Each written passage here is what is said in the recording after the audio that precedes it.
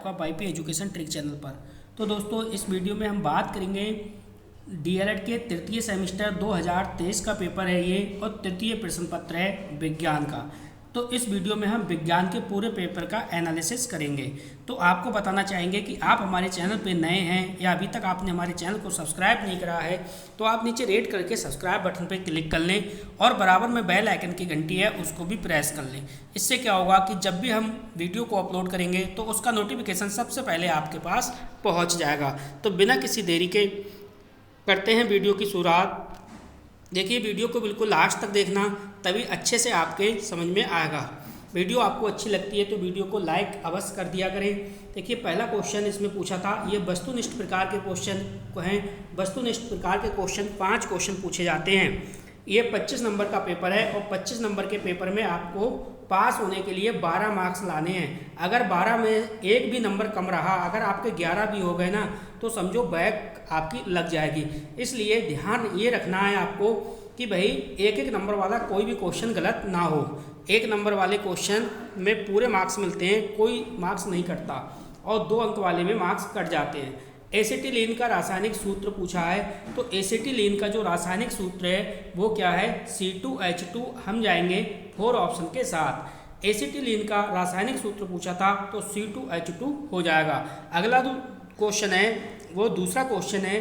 दूसरे नंबर पे क्वेश्चन पूछा था, निकट दृष्टि दोष को दूर करने के लिए किस के लिए प्रयोग किया जाता है। तो जो निकट दृष्टि दोष है उसको दूर करने के लिए किस लेंस का प्रयोग किया जाता है, तो वो है अवतल लेंस। इसलिए हम इसमें जाएंगे 3rd ऑप्शन के साथ। अगला जो क्वेश्चन है क्वेश्चन नंबर 3। क्वेश्चन नंबर 3 पूछ रहा है, समुद्री तल पर दाबमापी के पारे की ऊंचाई होती है। तो समुद्री तल पर दाबमापी के पारे की जो ऊंचाई होती है वो 76 सेंटीमीटर होती है। इसीलिए हमारा इसमें बी ऑप्शन बिल्कुल सही हो जाएगा। अगला क्वेश्चन चलते हैं, देखते हैं चौथा क्वेश्चन क्या है।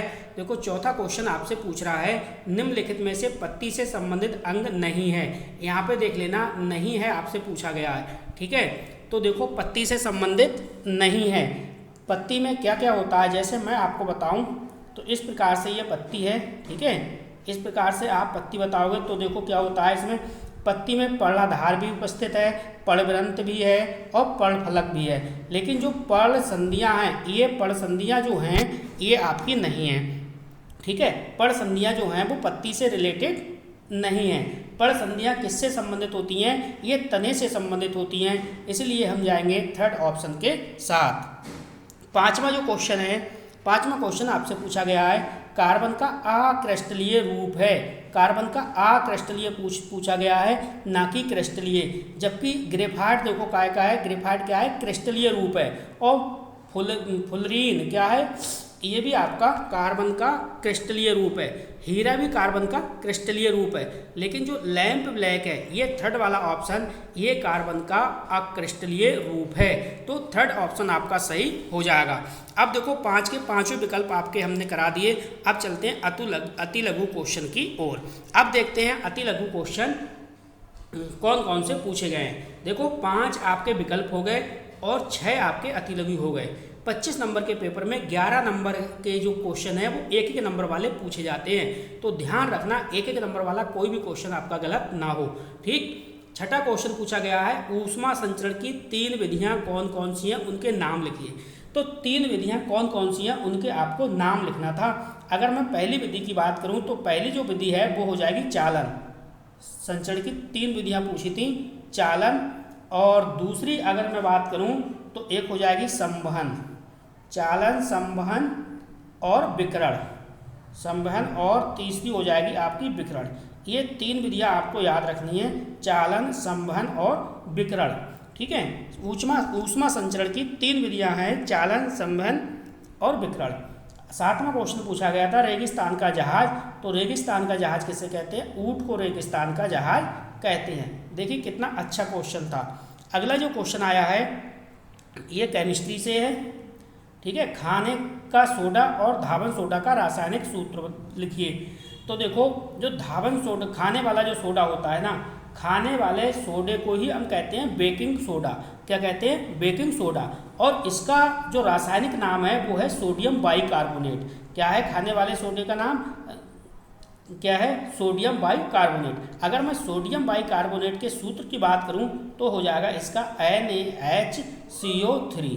ये क्या है, ये सोडियम बाइकार्बोनेट है, ठीक है। इसी प्रकार से अगर मैं धावन सोडे की बात करूं तो धावन सोडा का जो रासायनिक नाम है वो है सोडियम कार्बोनेट। और सोडियम कार्बोनेट का जो रासायनिक नाम तो हो गया आपका सोडियम कार्बोनेट, लेकिन जो अणु सूत्र होता है ना वो होता है Na2CO3। Na2CO3 ये आपका है सोडियम कार्बोनेट, ठीक है, ये आपको ध्यान रखना है। अगला जो क्वेश्चन आपका नमा क्वेश्चन पूछा गया था, देखिए वीडियो अभी तक आपने लाइक नहीं करी तो प्लीज़ वीडियो को लाइक कर दीजिए और वीडियो को लिंक को अपने सभी व्हाट्सएप ग्रुप में शेयर भी कर दीजिए, ताकि हर बच्चे को ये प्रीवियस ईयर का जो पेपर है वो मिल जाए, जिससे आइडिया मिल जाता है कि किस टाइप से क्वेश्चन पूछे जाते हैं। अगला क्वेश्चन जो बायो से पूछा गया था, मछली तथा तिलचट्टे के श्वसन अंगों के नाम बताओ।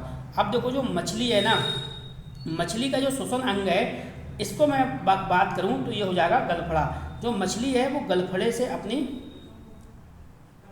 से क्या है, सांस लेने का कार्य करती है, ठीक है। मछली का श्वसन अंग क्या है, गलफड़ा। अगर मैं तिलचट्टे की बात करूं तो तिलचट्टा जो है वो त्वचा है उसका श्वसन अंग। तो गलफड़े और त्वचा, ये आपको ध्यान रखना है। अगला जो क्वेश्चन पूछा गया था भाई, पेट्रोलियम सोना को द्रव सोना क्यों कहा जाता है। तो पेट्रोलियम सोना को द्रव सोना क्यों कहा जाता है, इसलिए देखिए जहाँ जहाँ जो पेट्रोलियम जो उपलब्ध है, जिन जिन देशों में पेट्रोलियम है उपलब्ध है, वो देश बहुत धनी देश हैं, ठीक है। वहाँ जो द्रव है ये पेट्रोलियम है वो सोने का काम करता है, ठीक है। जैसे कि अपने भारत में सोना बहुत महंगा है, उसी प्रकार से जहाँ पेट्रोल होते हैं, पेट्रोल के खाद्यान्न हैं, यहाँ कुआँ हैं पेट्रोल के, तो वो देश बहुत विकसित हैं, बहुत अमीर देश हैं, इसलिए द्रव जो है पेट्रोलियम द्रव है उसे सोना कहा जाता है, ठीक है। अगला जो क्वेश्चन है आपका, अगला क्वेश्चन आपसे कह रहा है अनुप्रस्थ तरंगों में दो सुरंगों को बोलते हैं शीर्ष के बीच की दूरी क्या कहती है। बीच की दूरी को क्या कहते हैं, तो दूरी को क्या कहते हैं, इसे कहते हैं तरंग दैर्घ्य। क्या कहते हैं, तरंग दैर्घ्य। और तरंग दैर्घ्य को हम प्रदर्शित करते हैं लैम्डा से। तरंग दैर्घ्य को हम किससे प्रदर्शित करते हैं, लैम्डा से प्रदर्शित करते हैं। तो इसका आंसर ये हो जाएगा, ठीक है। तो हमने 11 क्वेश्चन आपके सॉल्व कर लिए। अब देखो हम नज़र डालेंगे लघु उत्तरीय प्रश्न पे। देखो लघु उत्तरीय प्रश्न हम इसलिए सॉल्व नहीं करेंगे क्योंकि वीडियो काफ़ी लंबा हो जाएगा क्वेश्चन को सॉल्व करने के बाद, और यहाँ से आपको आंसर याद भी नहीं होगा, तो इसलिए हम आपको बता दे रहे हैं कि क्वेश्चन कौन कौन से पूछे गए थे, ठीक है। और याद तो आप यहाँ से स्वयं ही कर लिया होगा या कर लेना।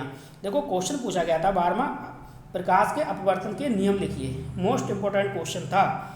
अगला क्वेश्चन है भोज्य पदार्थ के परिरक्षण से आप क्या समझते हैं, स्पष्ट कीजिए। जीवाणु कोशिका की संरचना एवं नामांकित चित्र बनाइए। अब यहाँ पे एक बात मैं और कहूँगा आपसे, जितने भी थर्ड सेमेस्टर में बायोलॉजी के चित्र दे रखे हैं, सारे चित्रों को कंप्लीट कर लीजिए।